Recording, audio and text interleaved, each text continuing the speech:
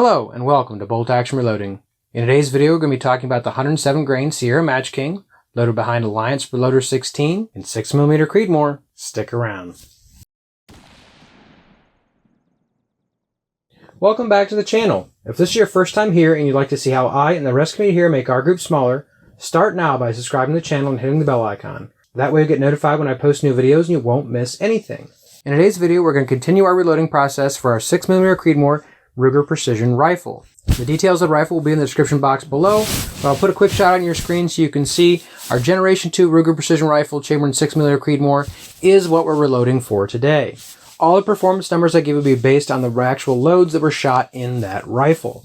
All the load details today will actually be based on data off Sierra's own website for this 107 grain Sierra Matchking. In the last video we actually tested the 105 grain burger. We actually used H4350 for that, and so I wanted to move around a little bit, test multiple powders. We actually tested several different things to give us an idea what we might want to use starting to move forward after our brass is fire formed. That might give us some excellent performance. Reloder 16 was certainly one of our good performers in our 6.5 Creedmoor testing, and that's certainly one of the reasons why we selected it today. And without further ado, we might as well just get into our load data. For today's load, obviously we're using the Sierra Matchking 107 grain, part number 1570. The G1 ballistic coefficient is 0.547, so slightly better than the 105 burgers that we tested previously. The brass we're using for today's video is small rifle primer Peterson brass. This is brand new with no firings on it yet, and frankly I'm excited to see what it's going to do. The primer we're using is the CCI 41. It may seem like a strange choice, but this primer has given us pretty good performance in previous testing that we've done, as well as it has a harder cup, which we would hope to not get primer cratering early on in some of our lower pressure tests. The cartridge overall length, which we'll be testing, will be 2.80 inches, which, believe it or not, guys, will only have us about somewhere around 5 thousandths off our lands. If you guys are familiar with the RPR, some people have talked about the throats not being very deep on the chambering, and certainly that is the case. As long as we're off the lands a little bit, we shouldn't cause any intermittent pressure signs today.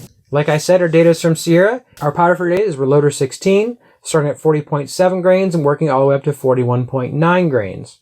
The load conditions for today's test was actually 49 degrees Fahrenheit, 28.87 inches of mercury, 66% relative humidity, and a density altitude of 639 feet. Getting right into our data then, at 40.7 grains of Reloder 16, our estimated velocity would have been 2964 feet per second.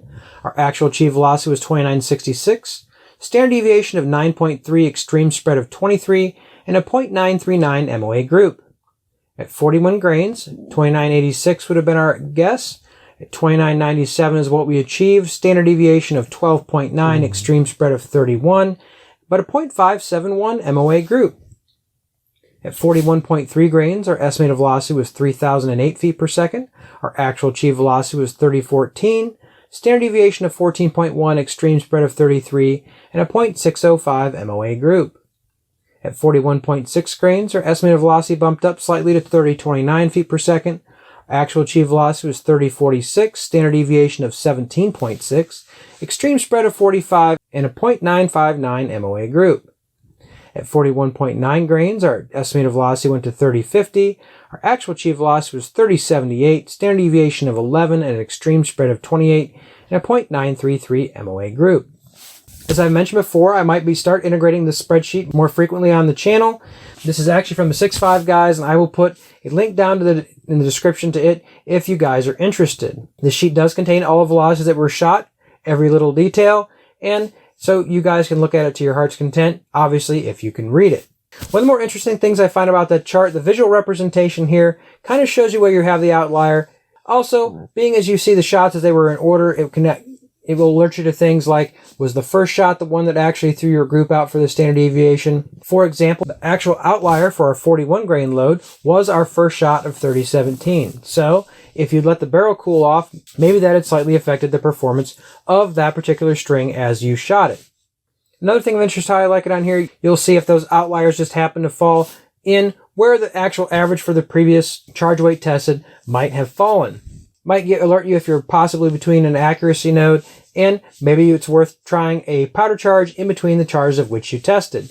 Just an idea, but I thought it's interesting. I've had a couple loads so far.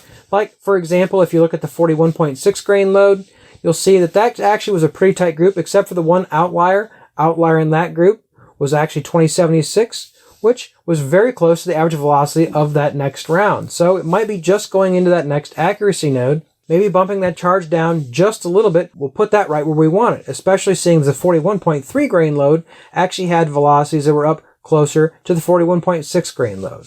But maybe that's just the powder, or maybe there actually is some missing in there. Depending on how you want to interpret it, you can look at it till the cows come home and decide for yourselves. As far as brass is concerned, I'll put a shot on your screen so you can take a peek. Basically sticking with factory loads, we didn't expect to see anything too harsh today, and that's exactly what we saw. Basically nothing.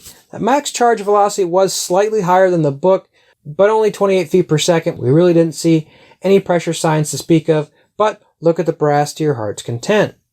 Moving forward, a couple things to think about. The statistics didn't work out quite as well as it did for our H4350 loads last week, but this is still fire forming the brass. And should we adjust those charge weights around slightly, we might be surprised what we find. Obviously, the projectile will shoot a couple of groups just over half an MOA, every group under an MOA. Certainly looks like this 107 is going to shoot in the rifle. And honestly, I'm still getting used to it. Some of the outliers in that group still might be the shooter. I really hope you guys enjoyed today's video. If you have any comments or questions, please put those in the comment section below. If you like the content and you haven't subscribed to the channel yet, what are you waiting for? Hit that subscribe button, turn on that bell icon so you won't miss next week's video. And until then, stay safe in small groups.